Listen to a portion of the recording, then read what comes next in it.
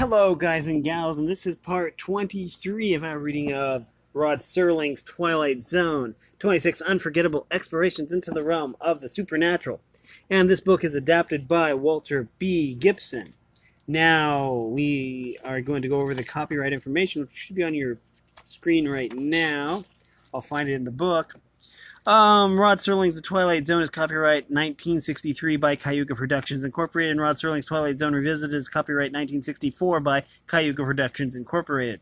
All rights reserved. This 1983 edition is published by Bonanza Books, distributed by Outlet Book Company Incorporated, a Random House company, and it gives the address there. This book was previously published as two separate works entitled Rod Serling's The Twilight Zone and Rod Serling's Twilight Zone Revisited. Printed and bound in the United States of America, and that gives the Library of Congress information if you're into that. And we are going to continue The House on the Square. The two ghost hunters have set up their equipment, and it's almost 0 hour, in other words, midnight, when weird things are supposed to happen. Jeff is feeling kind of uneasy. Bruce doesn't believe in ghosts. So we're going to see what is going to happen. It's nearly the 0 hour, Jeff. Let's go. Yes, let's go, blurted Jeff. But not upstairs. Let's go down and out the front door. We can come back for our stuff tomorrow. Bruce's face clouded angrily in the flicker of the firelight. You mean you really want to quit, Jeff? I do. This place has got me, Bruce. It isn't right. No creaks, no noises, none of the usual stuff. Instead, it's filled with some gripping force. I've heard you talk that way before, but you always changed your mind before we finished the job. Yes, I have sensed things elsewhere, conceded Jeff. But the force, or whatever it was, seemed to dissipate itself. Here it gathers and becomes stronger. Look, Bruce, some of those places really were haunted to a degree. Otherwise, every house, every swamp, every odd place would be haunted. But you know, and I know, that it only applied in certain instances. The influence, or what it is, isn't strong enough to hurt you if you see it through, as we have. But this house is charged with it, Bruce. Charged with it, Bruce. Charged like a load of mental dynamite. They've made tests in psychic laboratories proving that thoughts can accumulate like thunderclouds and strike with physical impact. And you know why I think of those tests? Demanded Bruce, his face showing a weird grin in the firelight. They are bunk, and more bunk. Speaking of bunks, ours are waiting upstairs, so come on. They went up to the fourth floor back. The fourth floor back, that's right. Sidestepping some mercury bowls and an automatic camera that they had planted on the final stairway, just in case of prowlers. They entered the two back rooms and flashed their lights about them. Bruce closed the hallway door and turned the key from the inside, but he left the transom open. If anything comes creeping up here, declared Bruce, you'll be the first to hear it, so pass the word to me in the inner room. Nothing will come creeping up, returned Jeff. The danger is in there, Bruce. Let's move my cot in with yours so we can meet it together. Not a chance, Jeff. I'm sleeping in there alone with the door shut between us. We've got to meet the original conditions. Bruce flicked his light into the inner room, entered and turned to close the door, only to find that Jeff had followed him. Suppose something happens in here, asked Jeff. What then? Nothing will happen, retorted Bruce, because it can't. Don't talk that way, Bruce. It doesn't take a ghost to make things happen. Suppose you should hear something, and we have something as we have in other places. If I hear anything, put in Bruce, sitting down on the cot, I'll let you know. With a tap on the wall like this. Bruce used the head of his heavy cane to rap the wall at the very spot where Jeff's cot was located on the other side. Suppose you should see something, persisted Jeff, from the doorway. How will you signal that? With two taps like this. Bruce tapped twice with the Penang lawyer. Only I won't see anything.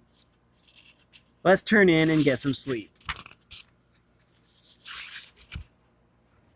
I'm just checking. Okay, well, this one's almost over. What if something more happens? Questioned Jeff. What if this influence is real? Okay, interposed Bruce indulgently. In that case, I'll give you 3 raps. He rapped the wall accordingly. So close the door and call it a night. By morning, we'll be laughing at this nonsense. Our big worry will be collecting our fee from Whitaker. Oddly, Jeff felt a lot easier when he closed that connecting door and went to his cot in the outer room. It was as if a tremendous pressure had been lifted from him, but it made him worry more about Bruce, who was not sensitive to psychic impressions. Even this outer room had an oppressive effect upon Jeff, but he felt that he could cope with it. Jeff placed his flashlight and his automatic on the chair beside his cot, finding it a help to have them there, for he was willing to admit that his fears might be more physical than mental. He listened intently for any stir from the inner room. Then he realized that the walls were too thick for him to hear anything less than heavy raps from Bruce's big cane. Finally, in the utter stillness and complete blackness of the outer room, Jeff managed to drop off to sleep. How many hours passed, Jeff could not tell, but he awakened very suddenly, wondering where he was and how he had gotten there.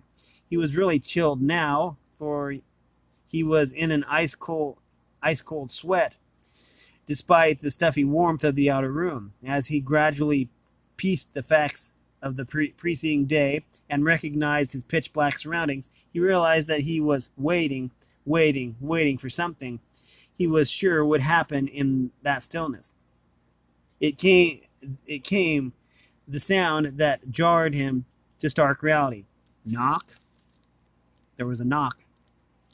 It was sharp from the wall beside Jeff's head, the signal that Bruce had promised, so Bruce had heard something. Now Jeff was listening for it himself while he lay there, unable to move. Something more was due.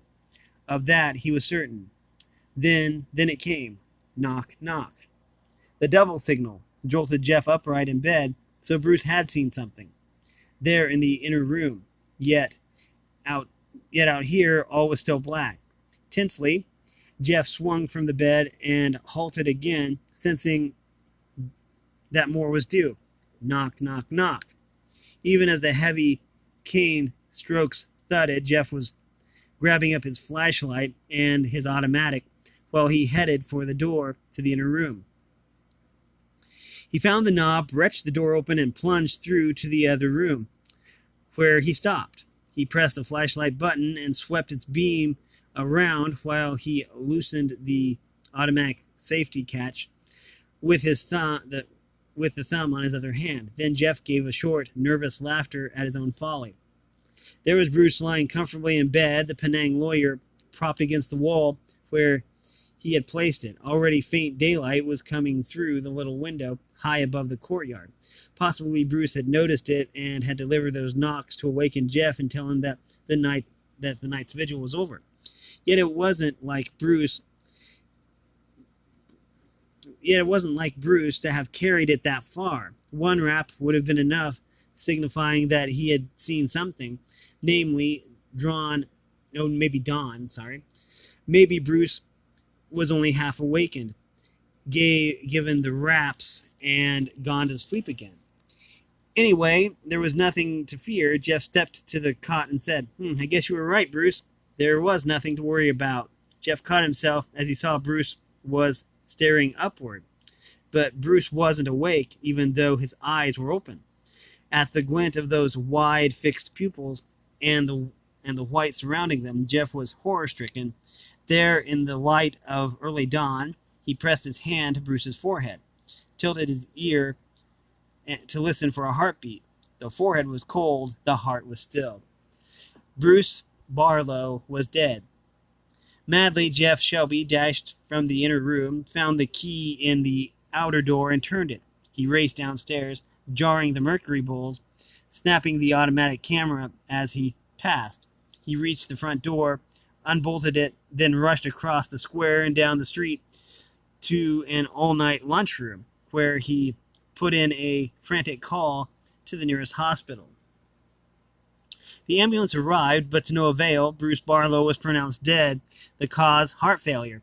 Yet in all the years that Jeff Shelby had known his fellow ghost hunter, Bruce had never shown a single symptom of such a condition. To Jeff, there was only one explanation for Bruce's death.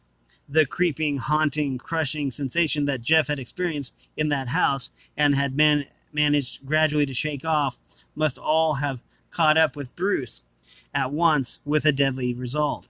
Only Jeff, who had stout-heartedly gone through so many earlier adventures, could testify to the existence of an unseen terror that seemed to emanate from the very walls of this house, a horror, as though they had absorbed some murderous force, only to pour it out on anyone who challenged it.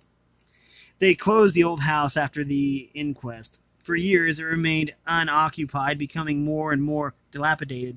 During those years, Jeff Shelby tried to forget the tragedy that had snuffed the life of his best friend, Bruce Barlow.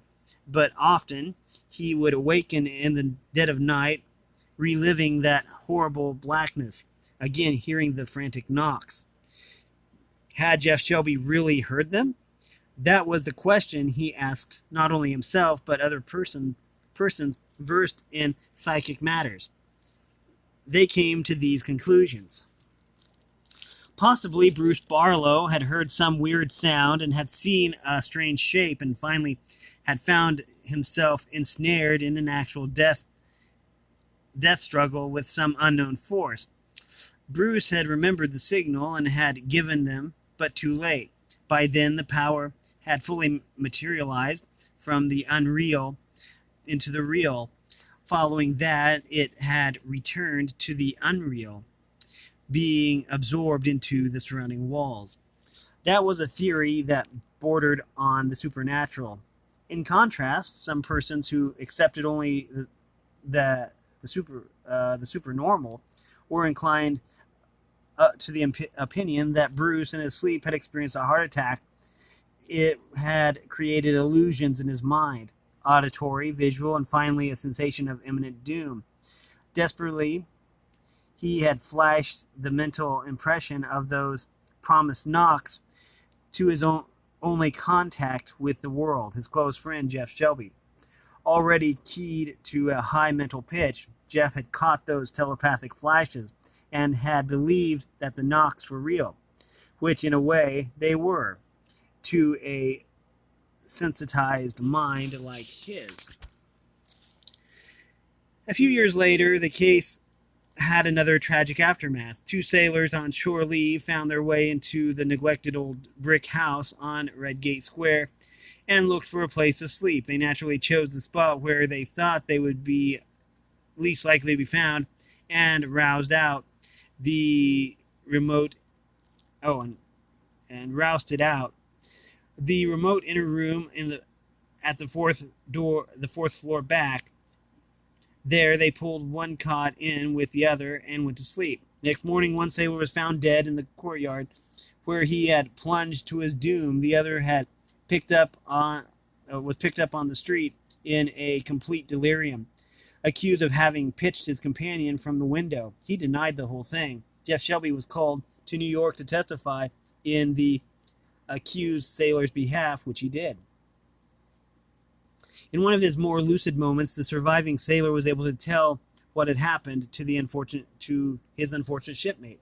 Graphically, he said, "I woke up and there was something closing in on my matey. I don't know what it was, but he was screaming. I hear it. I see it. It's got me. And then he was breaking away from something, diving for the window, grabbing like he saw bars there. Only there weren't any bars. And then he had gone on through, but there was blackness still there, turning to come at me. So I didn't wait. I didn't wait. It got me in the doorway, but I yanked clear of whatever had me. Then I ran down the stairs, then outside. Hearing that, Jeff Shelby realized that it might have been his own experience if he too had slept in the inner room as he wanted. In Jeff's case, the thing that had snuffed the life of Bruce Barlow had found its human prey and gone its way into the unseen before another victim came along. And that was Rod Serling's Twilight Zone, the House on the Square. Now we are going to start Death's Masquerade. That sounds promising. And so here we are. Death's Masquerade. Nearly everyone in New Orleans knew Miro's in the old days. It was a little shop where faces peered from a window beneath an overhanging balcony just off the Rue Royale. Faces, and still more faces. Some of them changing every day so that the window, which to many people looked exactly the same, actually was always different. Every year there came a time for those faces. When those faces began to disappear from Miro's window until finally none were left. But they could still be seen. All of them. In the brightly lighted streets and popular meeting places of New Orleans. There Miro's faces would laugh at you, leer at you, or give you a solemn cryptic look, according to their mood and that of their maker. Miro. For Miro made all the masks that he displayed in the window of his little costume shop, where people came to buy or rent costumes for the biggest annual event in New Orleans, the famous Mardi Gras. Miro put in new masks as he made them and took out the old, which was why the window always changed. It became empty around carnival time, when the masks kept going out until on Mardi Gras Day, which marked the climax. There wasn't a face left. They were all being worn by merrymakers called maskers, who thronged all New Orleans. Miro knew his customers like any other merchant. He was like the news dealer who sold people their copy of the Daily Picayune, or the laundryman who saw them once a week, or the barber who cut their hair once every month. But Miro's customers only came around once a year. That's why he knew them so much better than the other merchants did. He had more time to think about them, and they were never in a hurry when he saw them. Of course, Miro did some odd business between times. He had his lesser clientele, to whom he sold lottery tickets, good luck charms, and even voodoo powders, which, when there was a call for them. But he was indifferent to such trade, just as Brulard, the confectioner, who supplied the great frosted cakes for many Mardi Gras functions, cared nothing for the ragamuffins who came into his store to buy penny buns. Of course, there was one noteworthy exception in Miro's case. That was Paul Garneau, who stopped at the mask shop nearly every day and always bought some trifle. Paul had studied law, then had given it up because it interfered with his social life. He liked to watch Miro make masks because they reflected the old man's moods. More than that, when Mardi Gras approached, Paul liked to watch the customers try on their choices and pose for Miro's opinion. Paul observed that after each customer had gone, the old mask maker made an entry in a little black book. After some coaxing, Miro finally showed the book to Paul under an oath of strictest secrecy. In it, certain names were followed by a neatly shaped death's head, and in every case, the person had died within the following year. In short, Miro knew when an annual customer was not coming back, and he told Paul why.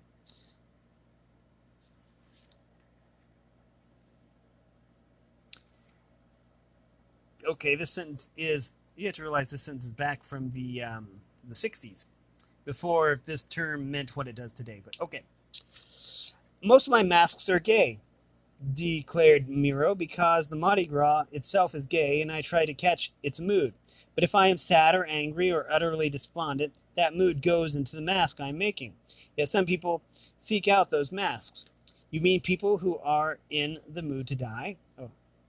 In a way, yes, but not always. It is not until the person puts the mask on that I really know.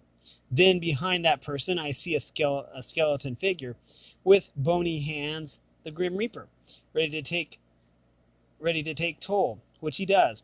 Here, take my black book. Compare it with the obituaries in the Daily Picayune. Paul did just that and found out that Miro was 100% right. After that, Paul frequented Milo's steadily. When Mardi Gras approached, when Milo approved a costume with a nod and that seemed a trifle sad, Paul knew that the wearer would be listed in the black book. Paul Garneau had an idea. He would make good use of old Miro's strange gift, so Paul began convincing his girlfriend, Carlota Engard, that she had a psychic sense. When they were dining at Dizzard's or sipping coffee in the old French market, Paul would say in a hushed tone, "That person over there, can't you see death looming behind him, ready to clutch him with those skeleton hands? My word, that can't be our friend, Mr. Tyson, who opened that new jewelry store on St. Charles Avenue. Yes, I do believe it is. But don't breathe a word about that skeleton you saw."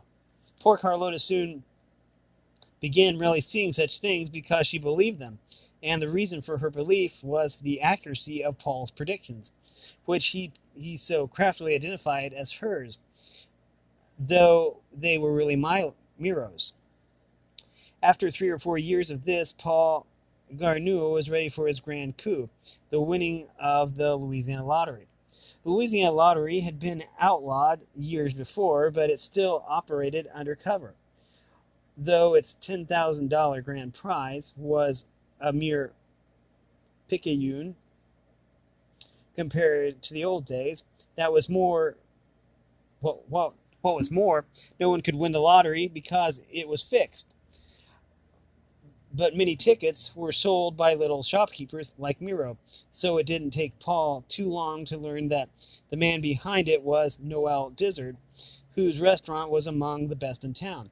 Of course, Dizzard always bought his Mardi Gras costume at Miro's, so Paul was there when the portly, ever-smiling restaurant owner made his annual call. Dizzard recognized Paul as one of his customers. In turn, Paul showed Dizzard some of Miro's nicest costumes. Rather reluctantly, Dizzard chose a stony-faced Aztec mask, and Miro just as hesitantly put a death's head after it in his little black book. "I saw death standing there," Miro told Paul later, "because that was the mood of the mask. But I wasn't too sure that it fitted the face behind it." "That's because Dizzard's smiling face is a mask itself," Paul said. "But I hope that you are wrong this time. I like Dizzard."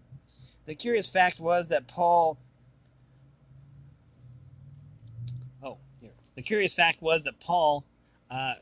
Garneau did like Noel Dizzard, whose restaurant served some very fine dishes, but Paul could not let sentiment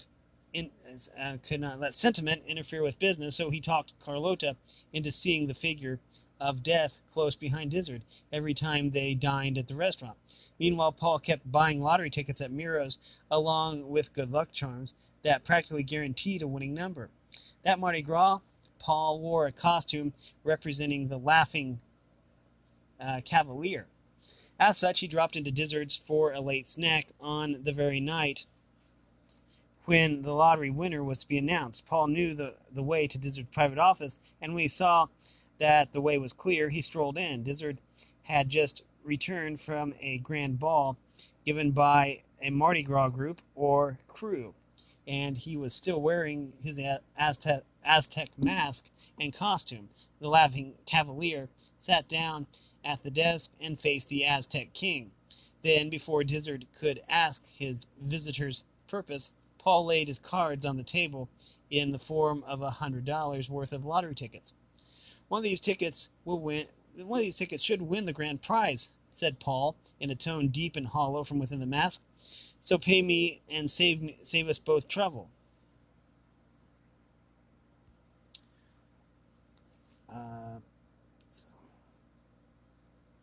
Dizzard's response was a laugh that sounded like a bellow. What if everybody asked to be paid 100 to 1? Nobody else will ask. They didn't know the lottery. Nobody else will ask. They don't know the lottery is fixed. I'm only asking you to be honest, Dizzard, and declare an actual winner. Beside, I see the figure of death creeping up behind you. I can ward it off, Dizzard, by giving you these voodoo powders. He tossed some packets on the desk, which were especially prepared by Miro.